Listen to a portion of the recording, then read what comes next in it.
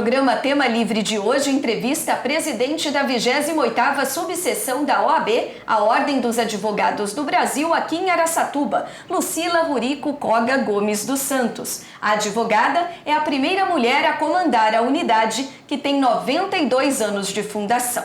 Olá, doutora Lucila, seja bem-vinda ao nosso programa. Desde já, obrigada pela presença. Olá, muito obrigada pelo convite. Agradeço imensamente, é um prazer estar aqui. Vamos começar essa entrevista, então, falando de informações pessoais e profissionais. Primeiramente, onde a senhora nasceu, onde passou a sua infância, a sua adolescência? Sou aqui de Araçatuba.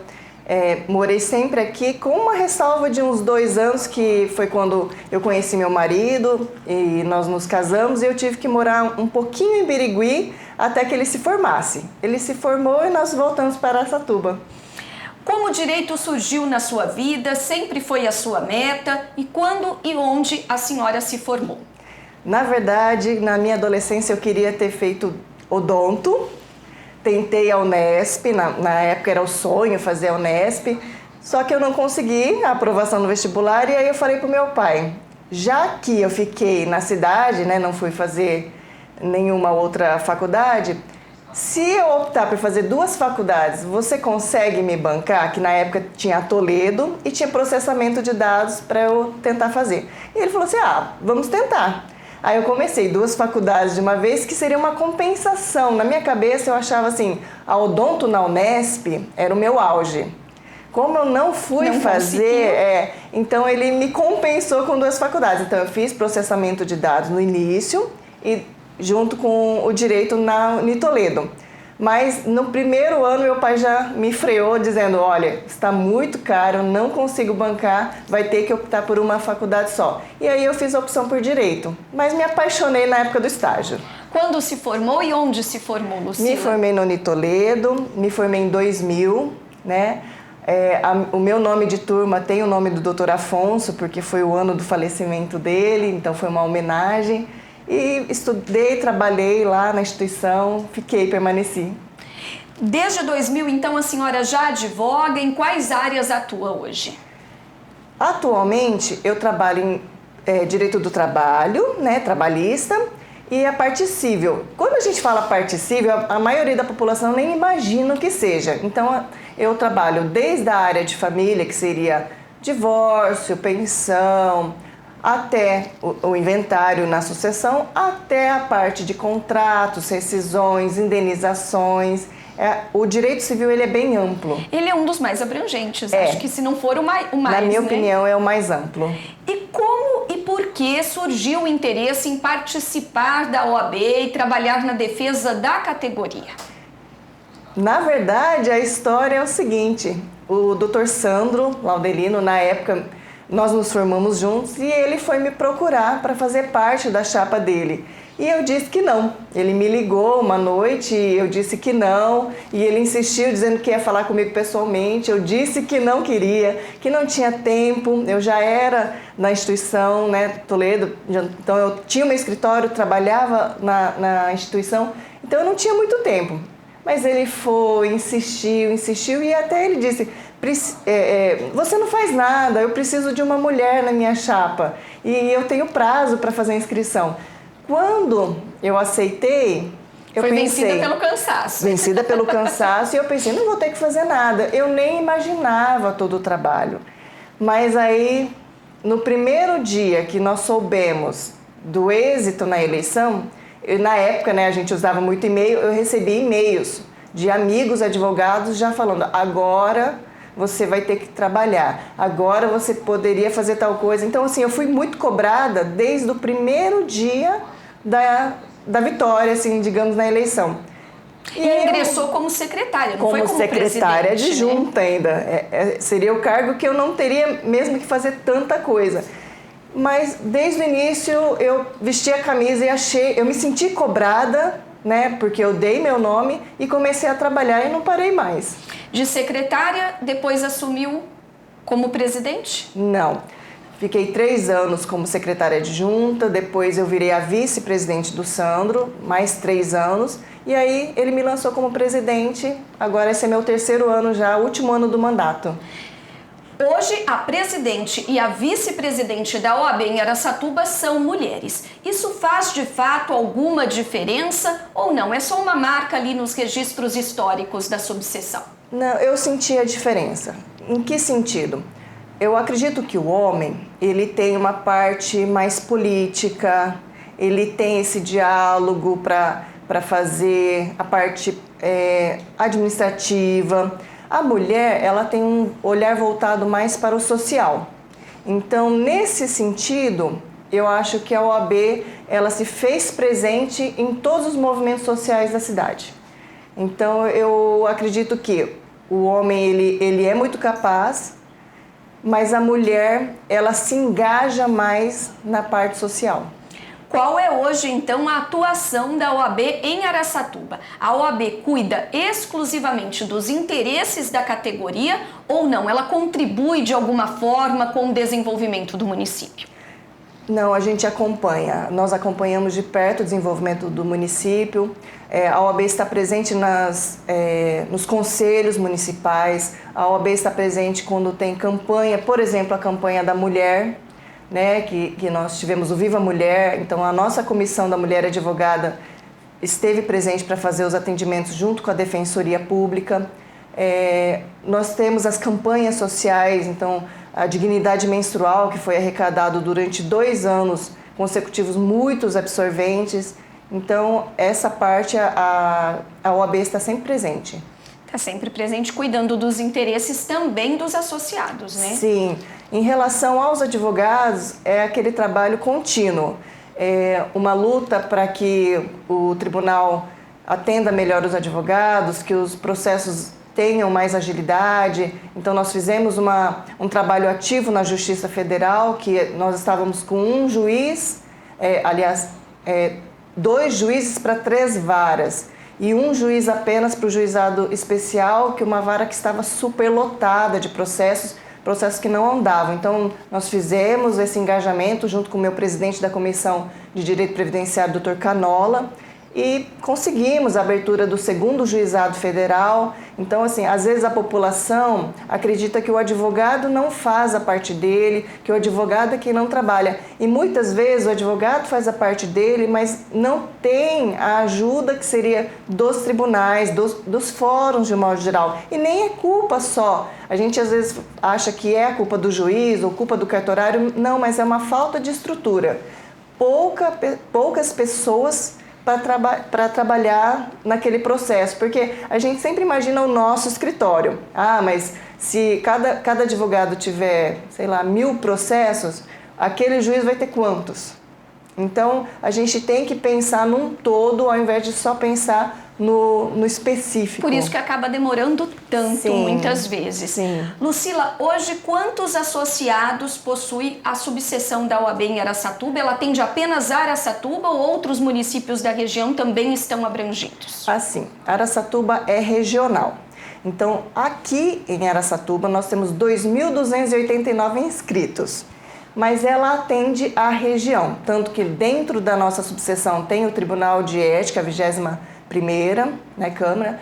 Nós temos o atendimento das outras subseções, por exemplo, eu tenho advogados que me ligam da região para saber do Juizado Federal, para saber da Federal. Então, por conta de nós sermos a região, o polo, a sede, todos vêm. Então, nós temos a farmácia aqui da CASP, nós temos... Que atende a região. Isso, a odonto aqui na região, então, coisa que as subseções do entorno não têm ainda.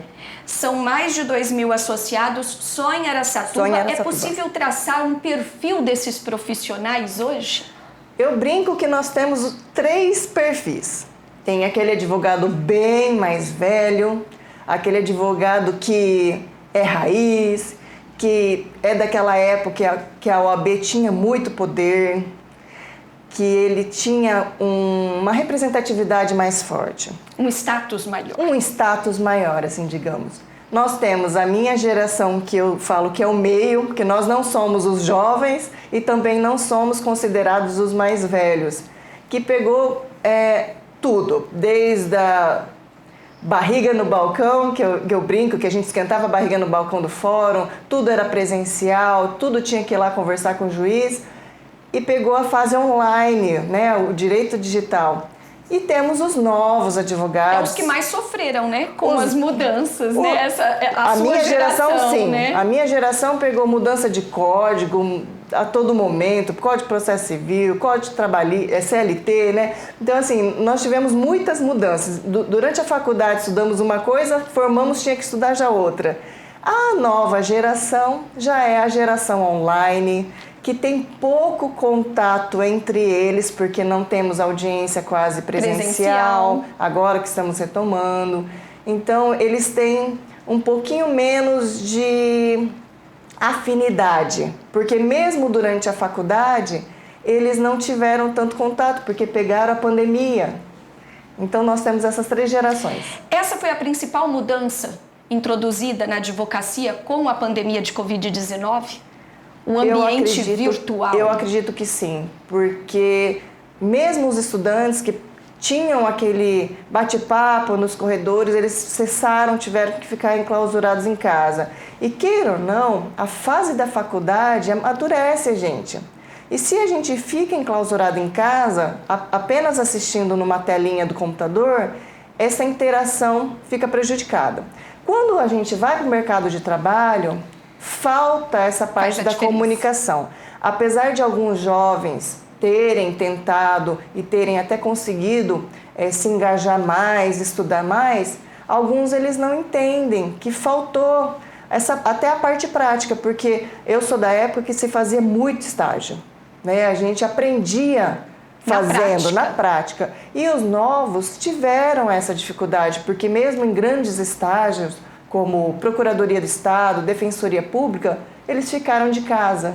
Mas parece agora que com o processo eletrônico, as audiências virtuais, tudo isso veio para ficar, né? Eu acho que é algo que vai se consolidar mesmo. Algumas audiências, eu acredito que não tem mais volta. Por exemplo, uma tentativa de conciliação, que é uma proposta de acordo de uma parte, a outra parte analisa, aceita ou não. Não há problemas, mas uma audiência de instrução, que é aquela que tem que ouvir testemunha, é aquela que eu entendo que o juiz tem que olhar para ver a face que a testemunha faz naquele momento, o nervosismo. Ela ainda pede cara a cara. Sim, eu acho que nesse momento é importante o presencial. Hoje, quais são as principais demandas e os principais desafios da subseção da OAB aqui em Araçatuba? A maior reclamação dos advogados ainda é em relação aos tribunais, o processo que não anda, o alvará que não é liberado, a parte que fica pedindo uma explicação do porquê que o processo está demorando tanto. Essa é a maior reclamação que eu tenho hoje dos advogados. Fora, lógico, a captação de clientes, que muitos sabem que é ilegal, mas ainda alguns fazem. Então, tem essa luta nossa da classe. Em relação à sociedade, eu acho que a OAB tem que se fazer presente no sentido de que, se ela possui o conhecimento das leis em si, ela tem que ajudar. Não a população especificamente, mas como um todo, como comunidade. Né? Não adianta a classe olhar para o próprio umbigo e achar que nós só devemos tratar dos assuntos de OAB. Assuntos de OAB nós temos sim que tratar, nós somos um órgão de classe, mas eu acho que a população em geral tem que ser assessorada. Falando um pouquinho da sua gestão, quais as políticas já implementadas? Nós temos um grupo de apoio, né, aos novos advogados, justamente por eu entender que o novo advogado ele precisa ser auxiliado nesse início de carreira, porque nem todo mundo teve a possibilidade de fazer um estágio. A gente tem, então, eles têm acesso ao meu WhatsApp para qualquer coisa. Eu tenho o meu presidente da comissão do jovem advogado, que é o Dr. Ananias, que também é muito presente.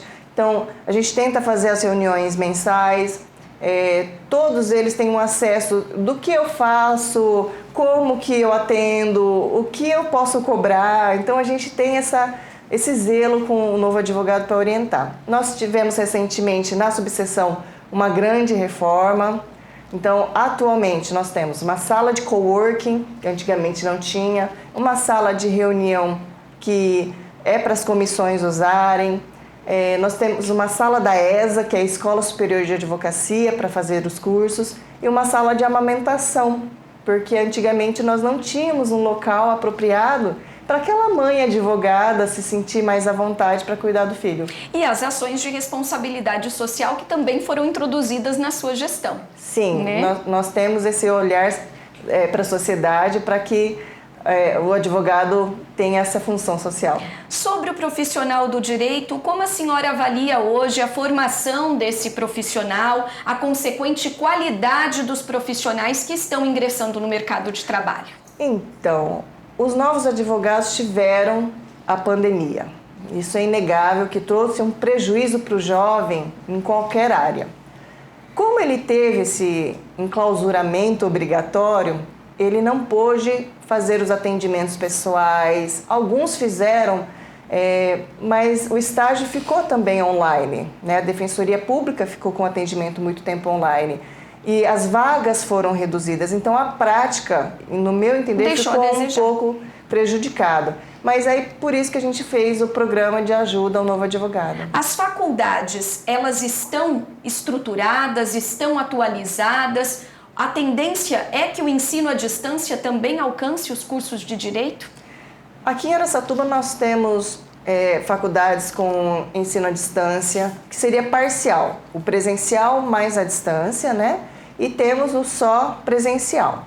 Eu acredito... Então já é uma realidade. Já é uma realidade, mas eu sei de pais que reclamam do online, do híbrido, que eles gostariam que fosse apenas presencial. Talvez, nesse momento, o presencial fosse importante por conta desse conhecimento, de trocar ideia um com o outro, de olhar nos olhos. E eu não sei se na época de faculdade o estudante já está preparado para ter a responsabilidade de uma aula online. Eu não sei em relação a isso. O amadurecimento, né? Porque nós aproveitamos demais uma aula online. Nós sabemos da importância do nosso tempo, nós sabemos que aquele momento é para ser dedicado para a aula. Mas nós já temos uma experiência de vida que nos propicia isso, né? Esse senso, essa então, consciência. Quando o aluno entra numa faculdade, ele é praticamente um adolescente. Então, Verdade. Eu não sei, talvez para quando ele estivesse saindo, que ele já tem um conhecimento maior, eu não sei. É um pensamento que me ocorre. Um dos principais temores, se não o maior de quem cursa direito, é o exame da ordem, é o exame da OAB. Por que ele é tão difícil e de difícil aprovação, né? Ele é muito difícil, realmente, e eu acredito que ele tem um nível de concurso. Concurso público todo mundo sabe que é muito difícil passar. E ele exige do advogado, do estudante, que ele já tenha capacidade depois de advogar. Porque a partir do momento que passa-se no exame de ordem, ele é um advogado. Então, se o exame de ordem não for criterioso, não for difícil e todo mundo tiver aprovação muito fácil, imagina a qualidade dos advogados que nós teremos no mercado. Então, é um filtro mesmo. É um filtro porque nós temos as duas fases. Uma de questões objetivas, ou seja, a pessoa tem que saber a teoria, e o exame na prática, que seria a peça processual. O índice de reprovação continua alto ainda? Continua alto. Continua alto porque esse critério de nem todo mundo tem a capacidade da aprovação. Lógico, eu já fui professora do exame de ordem, da segunda fase, e a maioria dos alunos, eles falavam depois da prova: nossa, professora, eu sabia e errei. Então, o amadurecimento, o nervosismo. Esse nervosismo que faz com que ele não aprove. Nem sempre é a falta de conhecimento. A maioria das vezes é o nervosismo. Quais então as orientações que a senhora deixaria para aqueles que ainda não prestaram o exame, estão prestes a prestar? Estudar, todos vão ter que estudar, né? Se preparar. Então, aquele que já se preparou, já estudou adequadamente, é manter a calma. Quando eu dava aula, eu brincava com a turma assim, quem conseguir, na véspera da prova, ou na sexta-feira, porque o exame era no domingo, pega um filme e chora, alivia a alma.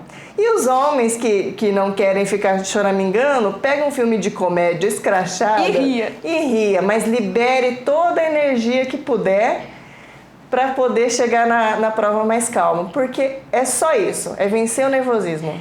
É sabido que as faculdades de Direito têm formado cada vez mais profissionais e com certeza esses profissionais estão ingressando no mercado de trabalho. O mercado de trabalho é tão abrangente assim para conseguir abraçar tanta gente, abrigar tanta gente? O mercado de trabalho do direito cada vez está mais amplo. Temos hoje, atualmente, direitos que na minha época de faculdade não se ouvia falar. Não sabia o que era holding, não se fala. Verdade. Eu tive direito marítimo, direito agrário, perdão. Então, assim, hoje a gente não tem certas disciplinas que antigamente nós tínhamos. E antigamente nós nem sabíamos direito digital. Quem imaginava que a gente não fosse ter essa quantidade de papelada que tínhamos antes? Essa demanda toda. Só que o mercado é quem vai fazer o corte dos profissionais. Não tem outra maneira. Então, eu sempre falo nas entregas de carteira, estudem todos os dias. Hoje é possível falarmos quais as áreas ou a área mais disputada no ramo do direito? Ou as que estão mais em alta, né? Eu acho que as áreas continuam sendo as tradicionais, aquela que tem o maior volume de advogados atuantes. Então, seria direito de família, trabalhista, previdenciário. E temos os que acabam entrando em certos nichos específicos, que seria uma área, por exemplo, o direito digital é um direito específico que nem todos os advogados vão saber. Então, o holding mesmo, o direito empresarial é específico, então ele vai ter que fugir um pouquinho da mesmice para ter um conhecimento maior. Nós sabemos que muitas pessoas cursam direito visando concursos públicos, das mais diferentes naturezas.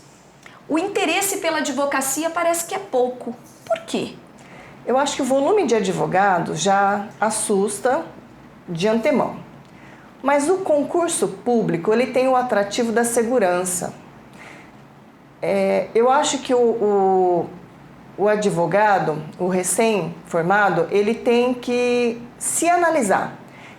Se ele tem o perfil daquele estudante que senta e lê e estuda, tudo bem, ele vai prestar um concurso. Se ele é uma pessoa que não gosta tanto de estudar, que ele é mais ativo, né? Vai para a advocacia, vai para o embate, vai para a luta diária.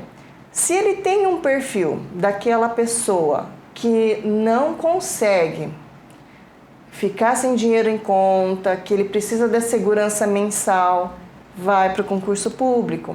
Se ele pode, sim, se dar ao luxo de lutar pelo cliente, de um mês ganhar muito, alguns meses não ganhar nada e ter essa variação financeira, pode ser advogado. Eu conheço grandes advogados que ganham muito dinheiro na advocacia e conheço muitos concursados, né, que também ganham muito dinheiro. Então, tem para todo mundo? Tem para todo mundo.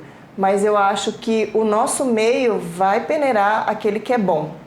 E, na verdade, a gente tem que primar aí pela dedicação e pela persistência, porque dificuldade em qualquer área, em qualquer setor que você escolher, vai aparecer. Sim, não adianta achar que o concurso eu vou ter que ficar 5 anos estudando para prestar e passar num bom concurso e que a advocacia eu vou ganhar dinheiro assim que eu abrir o escritório. A advocacia também eu vou ter que me dedicar e vai passar talvez os 5 anos também para começar a ganhar alguma coisa. Então, o início da carreira é ruim para todo mundo, é difícil para todo mundo. E se não tiver a resiliência, o engajamento, nenhum dos dois vai ter êxito. Sobre o ordenamento jurídico brasileiro, doutora Lucila, qual é a sua opinião? Nosso sistema de leis. Todo mundo reclama das nossas leis, mas o que a maioria da população não entende é que o juiz não faz a lei.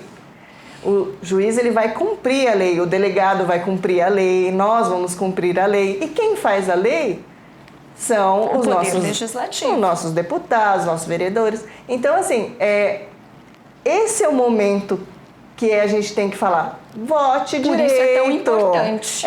Não adianta eu votar em quem não sabe ler e escrever direito, que só anotou na ficha que é alfabetizado, mas que não pensa, que não entende de leis. Então, esse momento é muito crucial.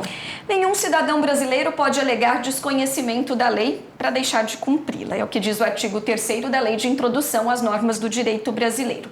Mas o cidadão, de fato, conhece as leis? Não, infelizmente. Eu brinco que como mudar esse cenário? Faculdade de Direito tinha que ser para todo mundo, não para só advogado. Verdade. Eu acho que a população tem que gostar mais de ler, se interessar mais por assuntos que é do direito dele, do que só assistir uma novela, uma série. Eu acho que nós temos que ter mais conhecimento das coisas. O que a população fica sabendo é porque viu uma postagem no Instagram, no TikTok, alguém mandou por WhatsApp e nem sempre é realidade. Os advogados, nesse sentido, eles sofrem muito, porque o vizinho vai lá e fala, olha, você tem direito a tal coisa. E ele vai para o advogado achando que vai ter direito e nem sempre é assim. E muito se fala em direito e pouco em dever, né? Sim. E nós não podemos esquecer, os dois caminham juntos. Infelizmente nós somos aquela população que para em fila dupla, atrapalha o trânsito inteiro, sendo que daria para eu ir estacionar um pouquinho mais para frente, mas reclamo do vizinho que ficou com um carro na minha sombra, enfim. A gente tem que sim olhar um pouquinho para o nosso interior e cada um fazer a nossa parte antes de reclamar do próximo. Eu acho que é fundamental. E o acesso à justiça, doutora Lucila, tem sido garantido a todos os brasileiros, na sua opinião? Infelizmente não. Nós temos sim Defensoria Pública que faz um belo trabalho, mas a quantidade... Da qual a OAB é parceira. Sim, mas a quantidade de direitos que nós teríamos que garantir é muito superior ao que a gente consegue fazer de atendimento. Está certo. Obrigada, doutora Lucila Koga, presidente da subseção da OAB aqui em Araçatuba, pela sua participação no programa Tema Livre. Eu que agradeço muito o convite. Obrigada.